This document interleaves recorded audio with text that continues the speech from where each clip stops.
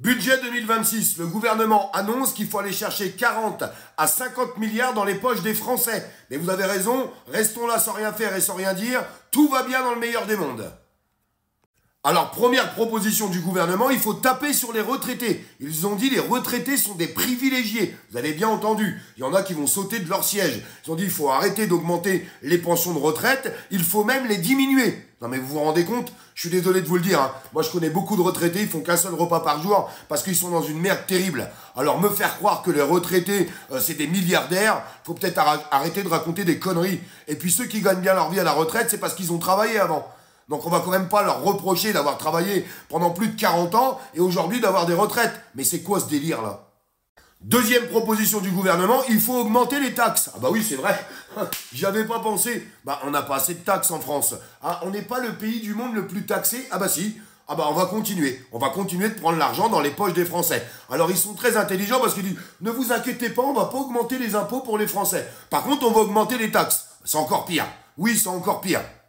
Troisième proposition du gouvernement, la santé bien sûr. Des remboursements des frais médicaux. On l'a bien vu, hein, les médicaments sont de moins en moins remboursés, les consultations chez le médecin aussi. Et là, ils disent, faudrait peut-être s'attaquer aussi à l'hôpital. Bon, bah vous pouvez montrer du doigt le système américain. Si t'as pas d'argent, tu peux pas te soigner. Vous inquiétez pas, en France, ça sera bientôt pareil.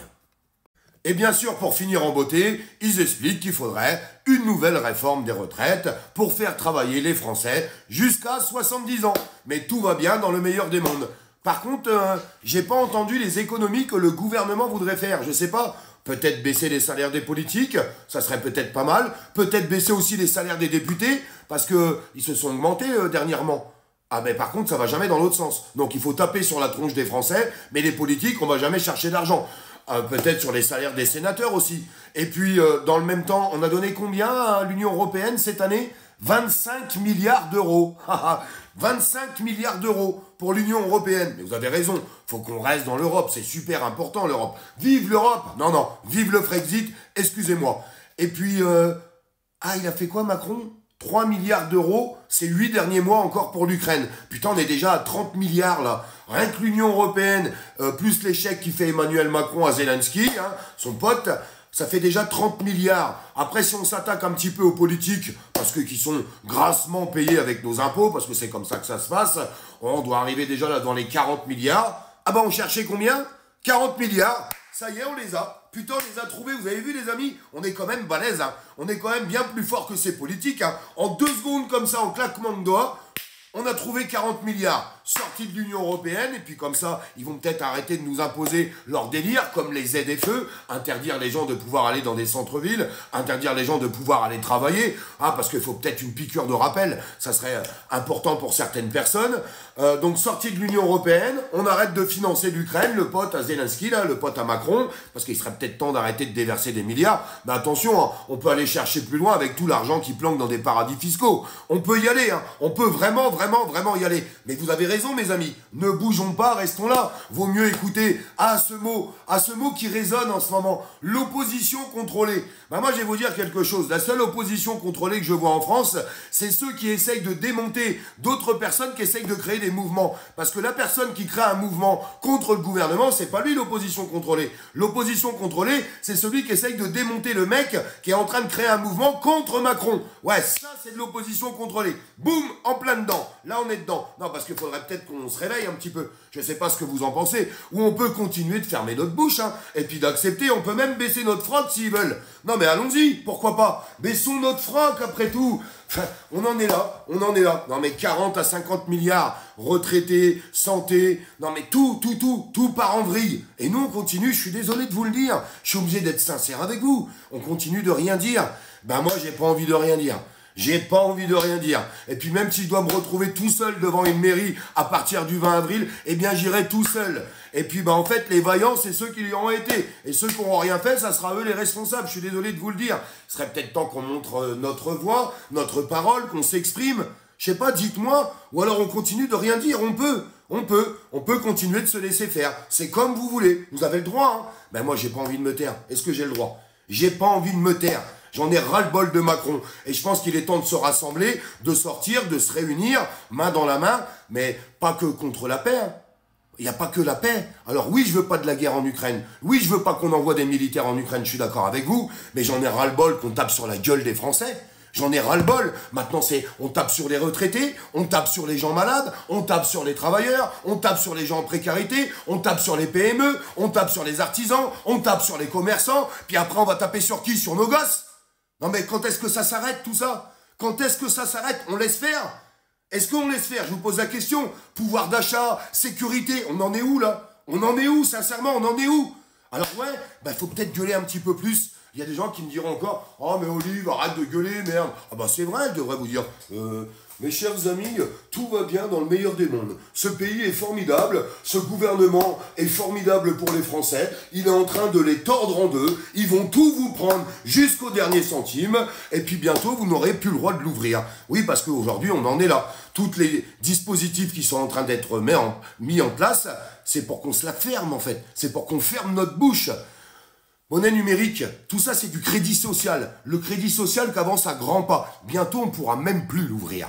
On ne pourra plus dire quoi que ce soit. Parce que sinon ils nous mettront le dernier coup pour nous achever. Voilà où on en est. Alors moi je vous le dis très honnêtement et du plus profond de mon cœur.